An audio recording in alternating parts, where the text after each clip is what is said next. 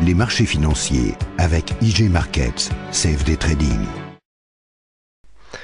Bonjour, c'est Gilles du site boursicoté.com. Voici l'analyse technique du CAC 40 pour la journée du mercredi 4 janvier 2012.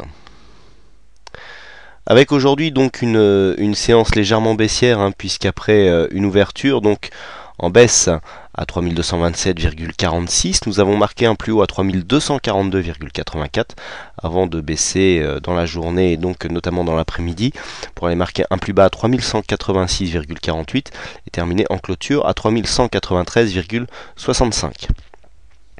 Le CAC 40 perd 1,59% sur cette séance, presque 52 points perdus par rapport au cours de clôture d'hier. Donc nous avons une bougie quelque part qui confirme le marteau sur lequel j'avais attiré votre attention, puisque je vous avais dit que ce marteau était quasiment parfait. On redécrira la configuration chartiste juste après avoir développer la partie indicateur, mais on voit ici que ce marteau est bien suivi d'une bougie baissière et que c'est donc un signal baissier qui s'est développé aujourd'hui. Au niveau des indicateurs, donc on a un RSI qui redescend légèrement à quasiment 58. Le stochastique, lui, est toujours en zone de surachat. Il est en passe de croiser sa ligne de signal, donc pas de signal pour l'instant. Le MACD, lui, commence à inverser. Alors c'est assez intéressant ce que nous donne le MACD, puisque sur une configuration baissière chartiste, enfin de retournement baissier chartiste, nous avons ici un MACD qui nous montre un retournement, et nous allons voir, notamment on le voit déjà sur cette vue, que ce retournement n'est pas anodin. Donc retournement qui nous est donné sur le MACD, des volumes en légère baisse par rapport à ce que nous avons eu hier, donc légèrement sous la moyenne sur cette séance baissière par rapport ici à la séance haussière que nous avions eu la veille, et une volatilité relativement stable, légèrement sous la moyenne. Alors comment interpréter tout ça? Donc d'un point de vue chartiste, comme je vous le disais hier, nous avons une rupture de la dynamique haussière. Je vous avais tracé ce petit support qui reflétait bien la dynamique haussière dans laquelle nous étions depuis la cassure ici des 3130 points. L'objectif de cette phase était bien sûr les 3245 points qui ont été touchés hier. Vous voyez que nous sommes revenus quasiment sur cette zone avec un plus haut à 3242,84. Donc on est revenu effleurer cette zone. Je vous avais indiqué qu'un dépassement du plus haut du marteau invaliderait la possibilité d'un retournement baissier. Ce dépassement n'a pas eu lieu. Nous avons une bougie baissière aujourd'hui avec un plus bas que le précédent. Cassure de la dynamique par cassure du support haussier sur lequel nous étions. C'était un support haussier très court terme, donc dès l'ouverture, puisque nous ouvrons en dehors, nous revenons ici rechercher le support comme une résistance, et donc nous confirmons à la baisse, et donc là tous les aimants sont réunis pour nous donner un retournement baissier. Nous le voyons ici, donc des plus bas que le précédent. Nous avons ici donc une figure chartiste qui nous donne un retournement. Alors attention, retournement de tendance court terme, c'est-à-dire que pour l'instant on a une fin donc de dynamique pour ce mouvement-ci, avec donc une phase de retournement qui peut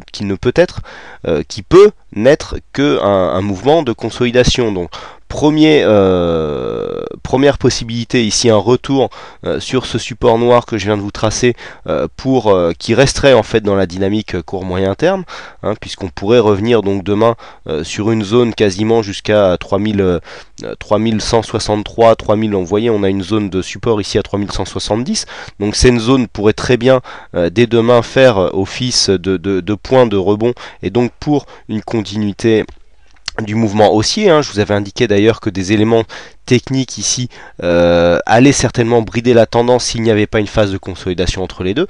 Alors ça peut être une première possibilité. Donc sur un mouvement très dynamique ici porté par ce support, on a une première possibilité de rebond ici sur la zone des 3170 qui pourrait donc provoquer un retournement et donc une cassure de cette zone ici à 3245.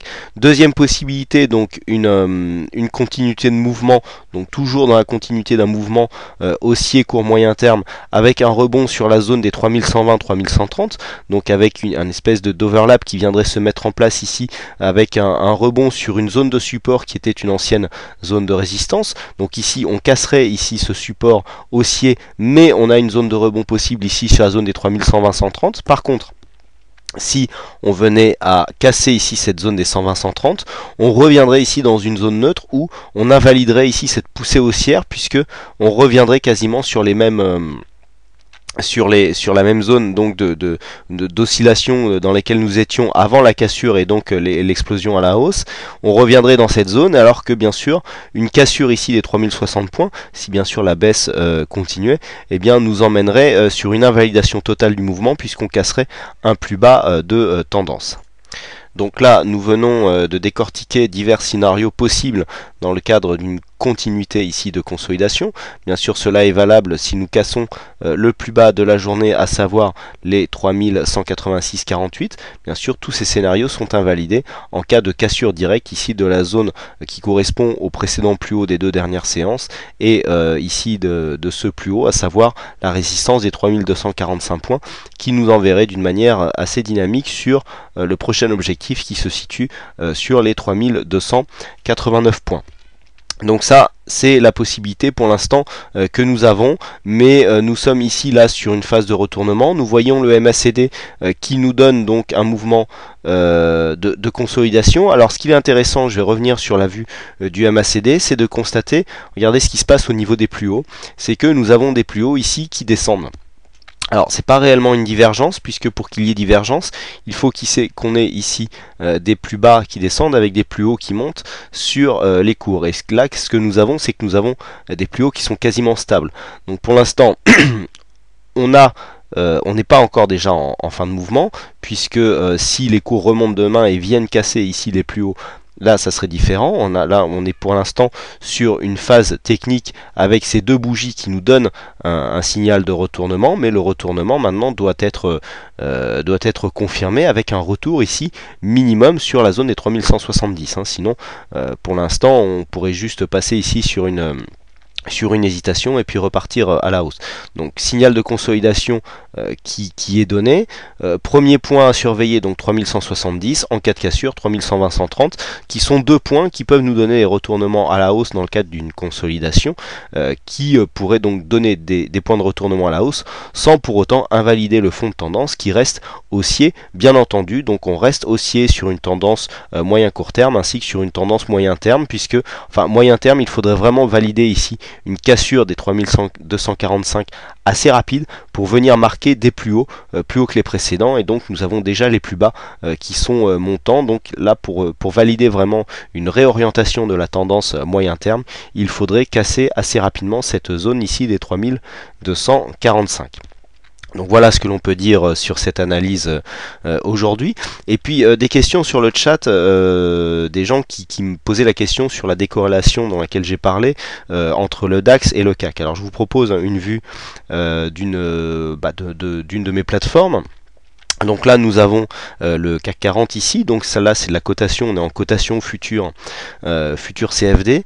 Ici nous avons le DAX, toujours en futur CFD, avec ici le DO et l'euro dollar. Je vous expliquerai pourquoi le DO et l'euro dollar. Donc vous voyez ici que sur ces graphes qui sont tous en unité de temps 15 minutes, eh bien on peut déjà surveiller les décorrélations qui s'opèrent en intraday, puisque là vous voyez que nous sommes sur cette zone de cotation, on est à 3203 au moment où je vous parle, on est sur la zone de plus bas qui se situe ici, alors que sur le DAX dans le même temps on est déjà remonté à 6130, et vous voyez que la zone de plus bas qui correspond à la zone de cotation sur laquelle nous sommes sur le CAC ici est beaucoup plus bas. Donc on voit qu'on a une surperformance du DAX par rapport au CAC, et donc je vous l'ai montré hier, on est déjà fait le rattrapage, mais là le DAX continue à surperformer, donc on est vraiment sur une surperformance du DAX par rapport au CAC.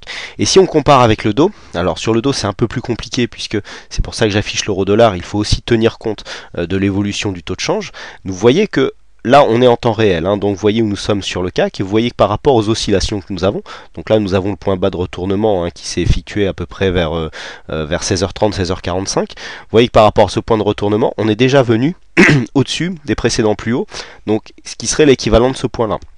Donc on en est loin sur le DAX, on en est encore plus loin sur le CAC, puisque même si on est revenu là au milieu de cette bougie, donc on sera à peu près là sur le DAX si on se reporte sur le dos, et là on est encore plus bas sur le CAC. Donc actuellement moi je suis positionné sur des décorrélations entre le dos et le CAC. Bon, c'est des corrélations qui sont un peu plus compliquées à travailler, puisqu'il faut tenir compte de l'évolution du taux de change pour pour sécuriser ses positions, mais vous voyez que la surperformance du dos par rapport au CAC est nettement plus visible, puisque là on est sur des précédents plus hauts de tendance, alors que là on devrait être ici sur le CAC pour correspondre, alors que nous sommes beaucoup plus bas. On n'a même pas ici entamé la grosse bougie, c'est comme si on était ici au niveau du dos, hein.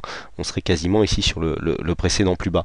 Donc voilà comment on peut observer des décorrélations, et voilà comment on constate en fait que les variations interindices jouent entre elles. Alors ça varie, hein, tantôt ça surperforme, tantôt ça sous-performe, mais on voit que le CAC est en nette sous-performance par rapport à tous les autres indices, puisque là on a le DO et le DAX, mais par rapport aux autres indices c'est quasi équivalent. Et vous voyez que en ce moment c'est l'Europe qui fait le marché, puisque c'est les mouvements et notamment la France, hein, avec sa perspective d'une perte du triple A, puisque l'euro-dollar en fait est fortement corrélé à l'indice CAC, hein. Vous voyez qu'on a quasiment la même forme de signal, alors qu'ici on a perdu 150 pips, hein, entre ce matin, hein, puisqu'ici nous étions en matinée où on était donc à 1,30,40, et ici on est à 1,29,35, donc on est descendu jusqu'à 1,29, donc on a perdu quasiment 150 pips depuis le début de la matinée jusqu'au plus bas dans l'après-midi. C'est énorme, hein, et vous voyez que ça suit bien la courbe du CAC.